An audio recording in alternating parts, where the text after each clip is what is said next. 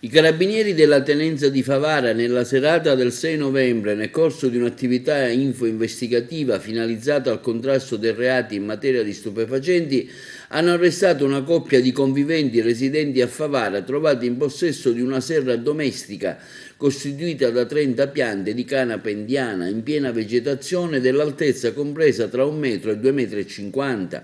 Le piante erano in parte collocate nel giardino dell'abitazione e in parte stoccate in un magazzino di proprietà della coppia. I carabinieri di Favara da un po' di tempo tenevano d'occhio il 46enne con precedenti di polizia disoccupato e la convivente di 36 anni casalinga fino a quando nella serata di ieri hanno eseguito la perquisizione domiciliare nel corso del quale oltre alle piante di canapa sono stati sequestrati anche 5 grammi di marijuana già essiccata. L'uomo era già stato sottoposto alla misura alternativa alla detenzione dell'affidamento ai servizi sociali